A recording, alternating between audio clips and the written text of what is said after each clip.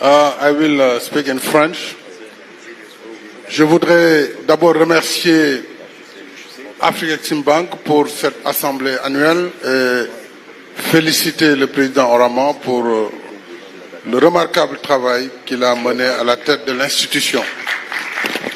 Je salue les chefs d'État ici présents ainsi que les anciens chefs d'État et je voudrais distinguer le président Olusegun Obasanjo, notre doyen. En le saluant, je salue tous les autres. Alors la question qui est posée est une question pertinente. Arrivé à la tête du Sénégal, naturellement, comme dans la plupart de nos pays, nous avons des situations difficiles.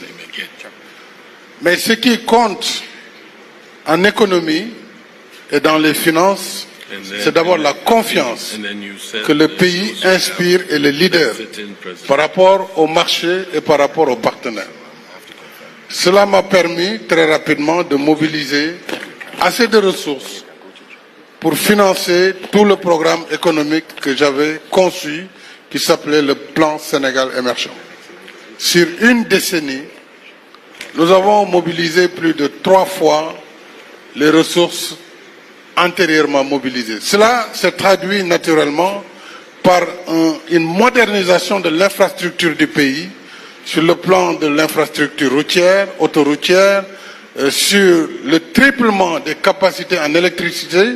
Au moment où je partais, le pays était exportateur d'énergie électrique. Cela aussi grâce au secteur privé qui a cru et qui a financé dans la production électrique indépendante.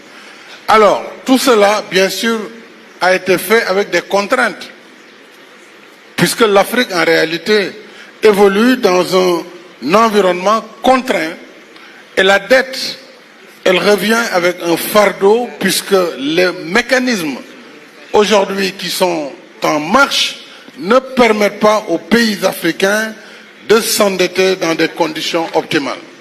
Ça, c'est une donnée qui est réelle, et que nous devons enlever avec naturellement nos partenaires. La semaine prochaine se tiendra à Séville la réunion sur le financement du développement. J'ai lancé un appel, comme la plupart de nos collègues ici présents, pour qu'il y ait une action décisive sur la réduction de l'endettement du continent et des pays en développement de façon générale.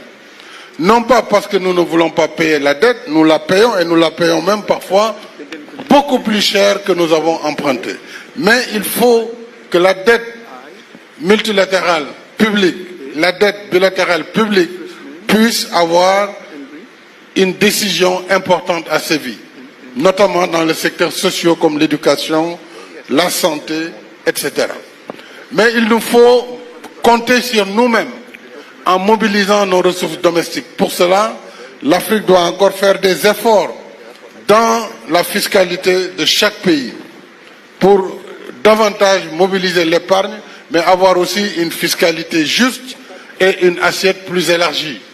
Les contraintes pour mobiliser toute notre épargne restent encore dans les mécanismes de mobilisation. C'est pourquoi la digitalisation doit permettre à nos administrations d'arriver à une meilleure mobilisation. Mais il faut une synergie entre le secteur privé africain et le secteur public, et il nous faut surtout, et je termine par là, augmenter les capacités de nos banques, Afreximbank, Banque africaine de développement, la BOAD, African Finance, ainsi que les autres organismes. Les pays doivent mettre encore de l'argent dans le capital de nos institutions. C'est la seule façon d'en faire des institutions crédibles, à même d'emprunter sur le marché des capitaux et surtout de répondre à nos besoins à nous.